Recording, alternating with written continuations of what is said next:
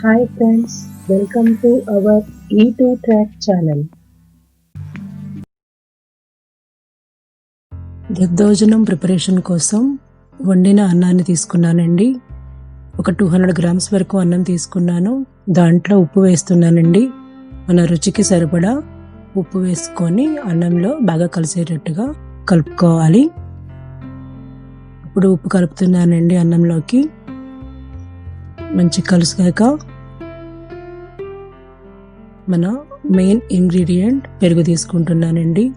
200 grams అన్నానికి నాకు పావు లీటర్ పెరుగు పడుతుందండి. పెరుగు వేసుకొని అన్నంలో కలిసేటట్టుగా బాగా కలుపుకోవాలి. పెరుగు అంతా అన్నానికి పట్టించాలండి.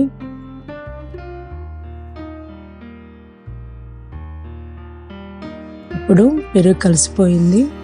పాలు తీసుకుంటున్నాను. పాలు కూడా పావు లీటర్ పాలు పడతాయండి.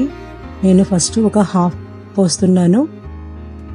పాలు పెరుగు అంతా అన్నానికి పట్టేటట్టుగా మంచిగా కలుపుకోవాలి. 200 గ్రామ్స్ అన్నానికి పావు లీటర్ పాలు, పావు లీటర్ పెరుగు పడుతుందండి. అలా వేస్తేనే దద్దోజనం టేస్ట్గా ఉంటుంది. ఇప్పుడు పాలు పెరుగు అంతా పట్టిందండి. ఒక స్పూన్ శొంఠి తీసుకుంటున్నాను. శొంఠి దద్దోజనానికి మంచి టేస్ట్ని ఇస్తుంది. మన శ్వాసకు కూడా మంచిగా ఉపయోగపడుతుందండి. శొంఠి వేసుకొని బాగా కలుపుకోవాలి. ఆరోగ్యానికి చాలా మంచిది శొంఠి వేస్తే. ఇప్పుడు తాలింపు కోసం రెడీ చేసుకుందామండి. వంట నూనె తీసుకున్నా నేను. ఇప్పుడు తాలింపు కోసం ఆవాలు, జీలకర్ర, నెక్స్ట్ మినపప్పు, పచ్చిశనగపప్పు తీసుకున్నానండి. పోపు గింజలు వేగుతూ ఉన్నాయి. వేగాక కొంచెం ఇంగువ తీసుకుంటున్నాను. ఇంగువ కూడా మంచిగా వేగుతూ ఉందండి. ఇప్పుడు మంచిగా ఘాటు రావటం కోసం పచ్చిమిర్చి తీసుకుంటున్నానండి. పచ్చిమిర్చి కూడా మంచిగా వేగుతుంది. నెక్స్ట్ అల్లం సన్నగా కట్ చేసుకొని ముక్కలు వేసుకున్నాను.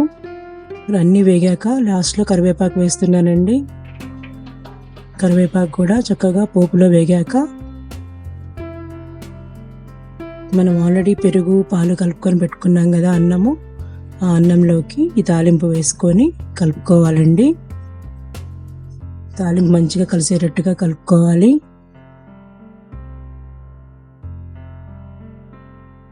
ఇప్పుడు సగం పాలు ఉంచానని చెప్పాను కదండి, ఆ పాలు కూడా పోస్తున్నాను. మీకు అవసరమైతే పెరుగు కూడా ఇంకొంచెం వేసుకోవాలనుకుంటే వేసుకోవచ్చు. తాలింపు వేశాక కొంచెం చల్లారాక పాలు పోసుకోండి. లాస్ట్లో కొత్తిమీర వేసుకొని కలుపుకుంటే మన దద్దోజనం రెడీ అయిపోయిందండి. చాలా బాగుంటుంది. Thanks for watching. Please like, share and subscribe button మీద క్లిక్ చేసి లైక్ మరియు షేర్ చేయండి. మా మిగతా వీడియోస్ కోసం E2 ట్రాక్ ఛానల్ మీద క్లిక్ చేయండి.